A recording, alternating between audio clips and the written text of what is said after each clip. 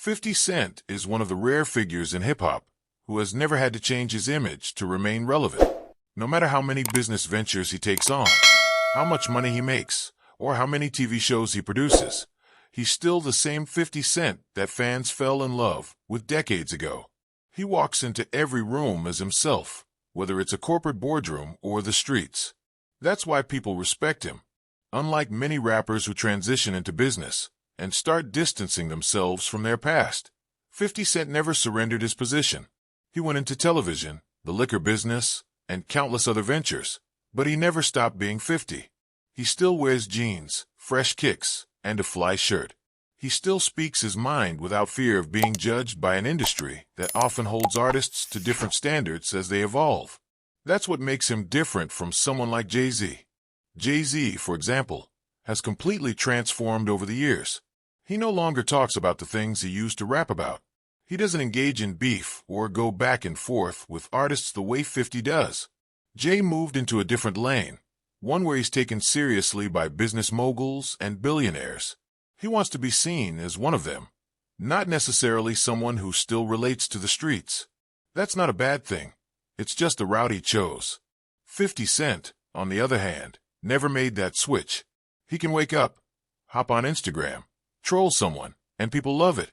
It doesn't make him look immature or out of place, because that's always been his brand.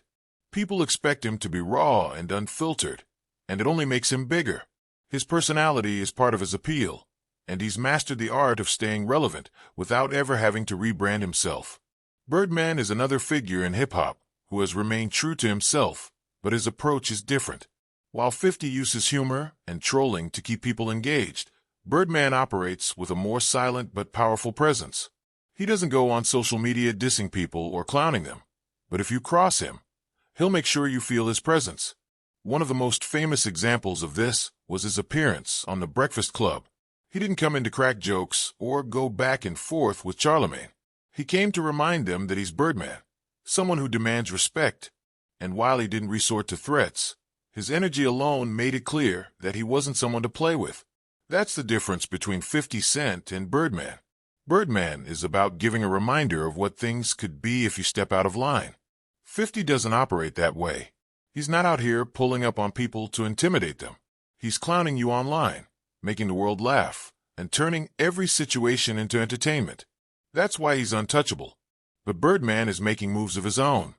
Word is, he's shifting focus to artists at Cash Money, who are currently incarcerated. One of those artists is Honeycomb Brazy, who was originally signed under mob ties.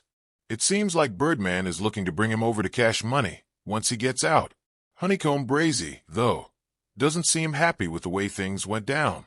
He reportedly feels abandoned by mob ties, believing that the label should have done more to protect him.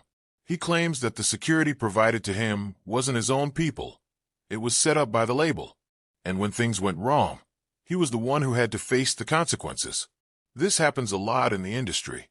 Labels will send security to watch over their artists, but if anything illegal happens, it's the artist who ends up taking the fall. It's a tough situation because, in theory, the label is supposed to protect their investment. But at the same time, artists often find themselves in situations where they're paying the price for someone else's mistakes. That's why loyalty in the music business is tricky. Artists sign to labels expecting them to have their back, but when things go left, they often feel abandoned. Honeycomb Brazy's case is just one example, but it raises a bigger question. How much responsibility should a label take for the personal lives of their artists? 50 Cent, Birdman, and Jay-Z have all played the game differently, but they've all mastered it in their own way. 50 kept his street persona intact while becoming a business mogul. Birdman maintains his power through respect and silence. Jay-Z elevated himself into a space where he doesn't even have to address drama. Each approach works, but only if the person behind it is smart enough to control the narrative. At the end of the day, the rap game isn't just about music. It's about power, perception, and knowing how to move in different spaces. Some artists get caught up and never make it out, while others figure out how to play their position and stay ahead of the game. And if there's one thing that's clear, it's that 50 Cent, Birdman, and Jay-Z are all playing to win.